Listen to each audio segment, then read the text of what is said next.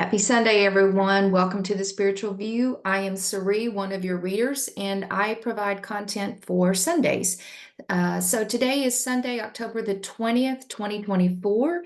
Welcome to the channel. If you are new to us, it's a collective of 7 gifted women who provide daily content. We do lives on Mondays and Fridays, where we do live card pulls and share our experiences and gifts with the community. And we do a monthly collaborative effort once a month, which we did last Friday on the 18th. Would invite you just to look through our channel and look at the materials. And if you were interested, please like, subscribe, and share. And today's conversation is going to be a follow-up to something I did a couple weeks ago. And I was led to repeat part of the message today and to get some additional guidance. In addition to tarot, one of the spiritual gifts that I have honed over time, or maybe it's recall, is being an Akashic Records reader, which is in essence tapping into the quantum field and the book and records of the individual soul's journey and the number of incarnations that you've had in the earth realm or other places. And we use it constructively to tap into what are those past lives and experiences or ancestral patterns or maybe even gifts that are coming into this lifetime that you can realize or understand or become more aware of, and in some cases transmute if there's pain or repeated patterns of trauma. So I read for people individually mainly, but I do collective readings as well. So a couple weeks back, I went into the Akashic Records and I hear the messages through the keepers of the Akash, who are called the wisdom keepers of light. And I tap into the frequency of the collective or of an individual soul to get messages. And literally, I hear the messages, I see them, and I type the messages that they want to give. So a couple of weeks ago, we started this theme of post the October 2nd solar eclipse, the annular solar eclipse. They shared information with me around the fact that we were shifting timelines and that we were no longer going to be in what we call and have lived in is linear time, and that we're moving to quantum time and quantum living. And I asked, what does that mean? And in essence, the simplest way they explained it was that all timelines are coming into the here and now.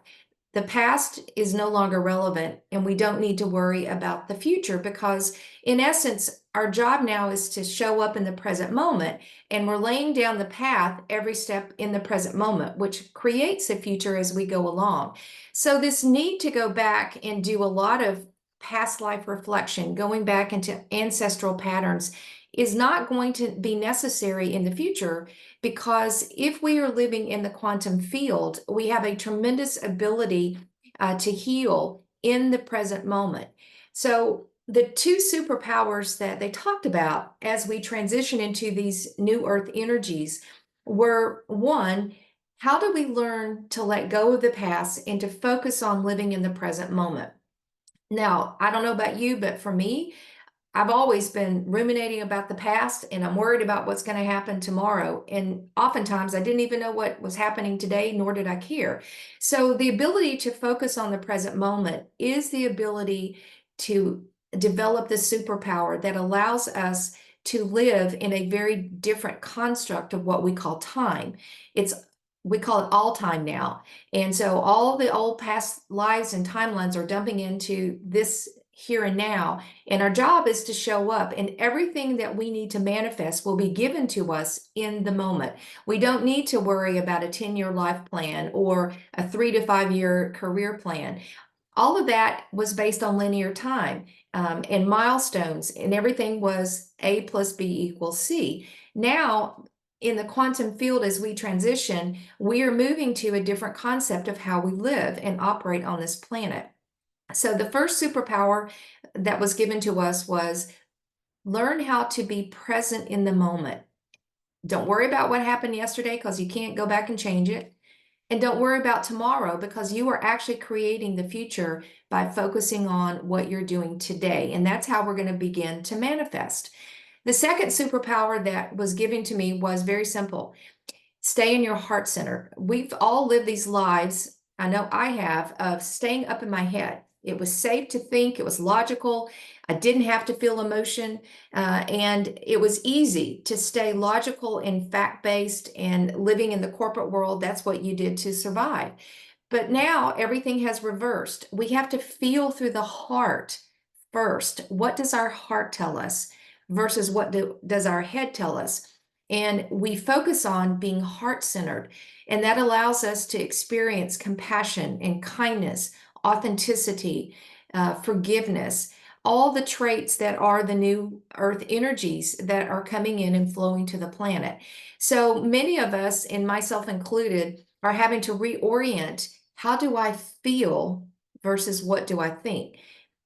And so we need to reverse the order. So I asked Spirit today, could you give us some more messages around how do we continue to do this? Because this is going to take practice. This is not an overnight, you flip the switch and everything is turned on and you're living in the present moment. I don't think that they meant it that way. We're on a glide path and a transition plan to begin to practice these new behaviors of living in the moment and feeling through the heart and not through the head more and more every day until it becomes our natural operating system. So think about this as we're rebooting our spiritual operating systems, if you will, and the way that we're living on the planet.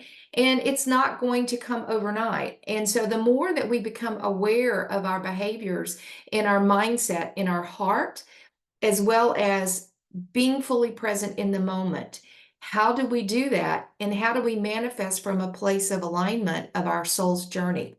So I pulled some cards this morning just to give us some guidance, and think about these as just guidelines and guidance that can help you as you start developing those two superpowers, living in the present moment and opening that heart center. And if that is all that you can remember and you practice it once or twice a day, again, it's repetition, it is a habit, it is a behavior change, and that we are no longer living in the past. We're not ruminating about the past, and we're no longer worrying about the future because we are creating it as it goes along.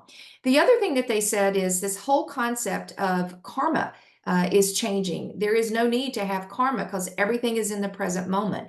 And so there's no need to come back and learn a lesson that you didn't learn 2 lifetimes ago, because all the timelines are now here in the present moment. The way we heal is going to change. And they showed me the fact that we can actually heal ourselves in the present moment. It goes back in time and clears old timelines, and it goes future for future generations to stop any ancestral patterns or behaviors that we wanted to purge or to release. And we can heal the physical body as well as the ethereal or the soul body. And those two need to be in alignment. So if you are listening to this and you've experienced some strange medical symptoms, physical symptoms, your energy has been out of whack, oftentimes that is a symptom of what they've told me of you've ascended very quickly and expanded your frequency, and your spiritual expansion has gone very, very fast. However, your physical body is still in the third dimension of the lower, denser energies of the earth. And so the physical body is lagging behind the spiritual body, and the two have to catch up and be in sync with one another. So if you are experiencing some weird physical things, exhaustion, symptoms of things that you can't name, it might be good to slow down a little bit the spiritual work, the spiritual expansion, so that the physical body can catch up to it and better integrate as we're moving into this new age of Aquarius. I hope that helps someone. So I asked Spirit today, which archangel is with us as we look at developing these superpowers and moving into the quantum field and moving into the present moment? And I got Lady Gaia, okay? And it says, your challenges are lessons, you are loved and welcomed on earth. And I did not know this, but Lady Gaia is a throne, a ninth dimensional angel. She is in charge of the earth. She is vast and loving behind or beyond human conception, and thousands of angels work with her.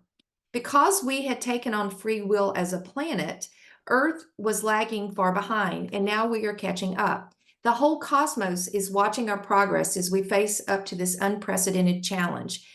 So, Lady Gaia invited you to incarnate during this time of special opportunity on the earth.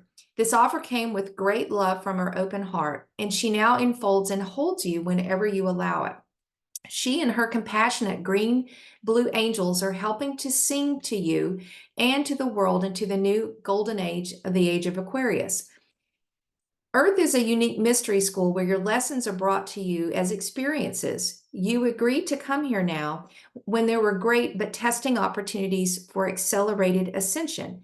So your guidance is to examine any challenges that are being presented to you. Now, this is an energetic challenge of moving into a new way of living and being with your energy. So this is a spectacular opportunity to call on Lady Gaia to help guide us as we continue to shift our energies into the quantum field. I also pulled a card from the Quan Yin deck. And for those of you who don't know Quan Yin, she is an Eastern deity, and she represents this beautiful energy of love, wisdom, and compassion. And she's from the area of India. Many compare her energy to Mother Mary. It is just a beautiful energy. And if you've ever had her around you, you will know it instantly. It's just this amazing, powerful energy. And I see her color. I see the color like an orangish pink around me. And I know that that's her when she comes. So the card that I pulled for today to help guide us was the radiant moon of compassion. It says, Quan Yin sits upon a radiant moon of compassion, pouring forth the spiritual strength needed for you to liberate yourself from any lower vibrational energies of fear and judgment into the vibration of freedom, love, and peace where you naturally belong. You are being urged to use this power to grow spiritually and free yourself from any situations that can pull you down. Many right now on the planet are struggling, and there's a lot of polarity and divided and divisive energy going around on the planet. It's not akin to one country or one political system or one group of people. The energies are polarized, and we are all surrounded by these energies that want to bring us down or keep us pulled back in the third dimension of fear, of anger, of chaos, of power, of dominion. And that is all changing. So Kuan Yin is giving us the comfort and the guidance that she is here with us to help be that radiant moon of compassion. And compassion is the recognition, she says, of the power of all souls to co-create their life experience. It's also the recognition of the struggle that humankind can experience in the process of spiritual growth and a gentle, loving compassion for all of humanity, not from a spiritual position of arrogance, but from a position of kindness and generosity of spirit. So we're going to have to exercise compassion for ourselves because we are changing our operating system. We're being rebooted and guided to operate differently as we move into these new energies. And the last oracle card that I got is from Roomie, and I love this deck. This is a Roomie oracle deck. And the card that I pulled is Beyond Death, which is life. And Rumie's quote is, footprints lead to the shore of the sea. Beyond that point, no trace remains. And this is all around death, transformation, and rebirth. And so they don't mean it literally, though if you've lost a loved one, this can be an indication of recognition of people passing physically out of our lives. But it's a metaphorical card that's very related to the death card and Pluto energy, death, transformation, to close out the old way of being and living and existing on the planet to welcome in the new. And it says, I'm calling to you. Can you hear me? Listen. Listen within your heart. There I speak. My voice rings true. You are urged beyond what has been. The time has come. This ending comes as grace to free you from all that you have known, for what you have known is now too small for your soul.